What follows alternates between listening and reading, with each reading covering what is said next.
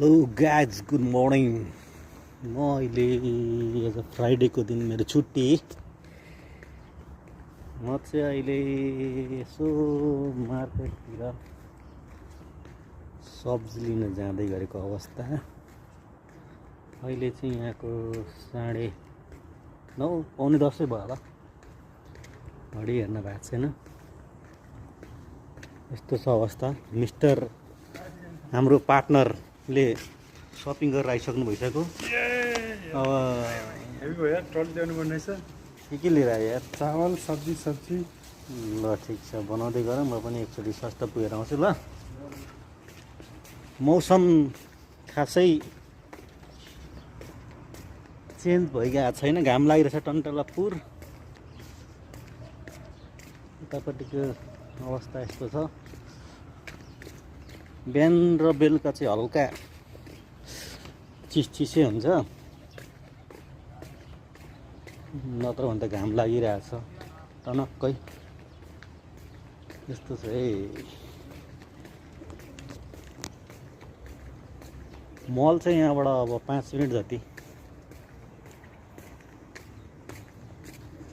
सब अपार्टमेन्टहरू यस्तो छ। मेरो ब्याक साइड हेर्नुहोस्,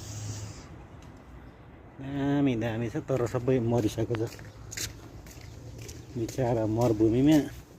त्यही पनि यतिको भकै हुने हो, पानी हाल्दा गरेर बच्चा खान। बन्धु भाइ क्या लेके आया? समोसा। यसको पनि छुट्टी रहेछ, समोसा लिएर आएको भन्छ। गाह्रो छ नि हो परदेशमा,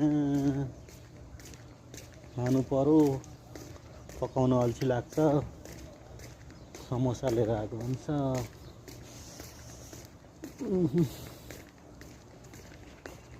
म बस्ने ठाउँहरू हेर्नुहोस् है, यता हेर यस्तै छ। बिल्डिङ यतातिर हेर बिल्डिङ जताततै थुप्रो छ।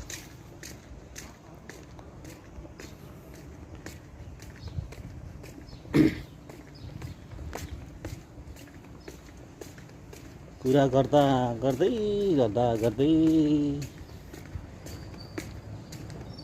लगभग अब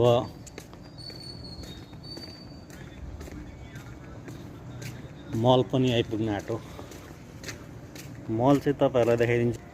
यही अगाडि देखेको सेतो भएको चाहिँ मल हो।